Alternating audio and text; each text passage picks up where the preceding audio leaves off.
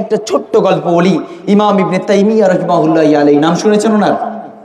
কি কখনো নাম শুনছেন? ইমাম ইবনে তাইমিয়া রাহিমাহুল্লাহ আলাইহিকে শাইখুল ইসলাম বলা হয়, অর্থাৎ ইসলামের মহা জ্ঞানীদের একজন। সেই শাইখুল ইসলাম ইমাম ইবনে তাইমিয়া যখন ছোট্ট ছিলেন, তার মা তাকে তার বাসা থেকে বের করে দিচ্ছেন সেই দামেস্কের উদ্দেশ্যে।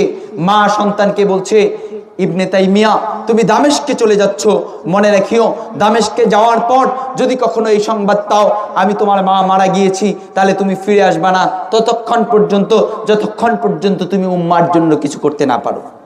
আর যদি আমার মৃত্যুর সংবাদ শুনে তুমি যদি ফিরত আসো, আর যদি ততক্ষণ পর্যন্ত ফিরত আসা পর্যন্ত তুমি যদি এই উম্মার জন্য কোনো কিছু করতে না পারো, তাহলে আমি তোমার মা আল্লাহর কাছে অভিযোগ করব, হে আমার রব, আমার সন্তান উম্মার জন্য, এই উম্মাতে মুহাম্মাদের জন্য কোনো কিছুই করতে পারেনি, অথচ সে আমার জানাজায় অংশগ্রহণ করেছিল। হে আমার রব, তাকে আপনি অপরাধীদের তালিকায় অন্তর্ভুক্ত করুন। আর যদি উম্মার জন্য কোনো কিছু করতে গিয়ে আমার জানাজায় উপস্থিত হতে না পারো, তাহলে আমি আল্লাহ রাব্বুল আলামিনকে বলবো, হে আমার রব, আমার সন্তানকে আমার জানাজায় উপস্থিত না হওয়ার জন্য কোনো প্রকার দোষারোপ করিয়েন না, কারণ সে উম্মার জন্য অনেক কিছু করেছে। সুবহানাল্লাহ।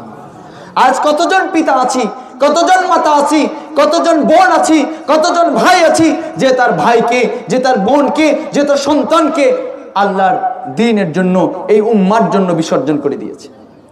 আসি কেউ আসি? প্রিয় ভাই, সবাই ইব্রাহিম আলাইহিস সালাতু ওয়াস সালামের আদর্শ লালনের দাবি করি। আমরা সবাই বলি ইব্রাহিম আলাইহিস সালাতু ওয়াস সালাম এই জাতির পিতা, মুসলিম জাতির পিতা কে? ইব্রাহিম আলাইহিস সালাতু ওয়াস সালাম। কেন মুসলিম জাতির পিতা? প্রশ্ন আসে না? কেন পিতা?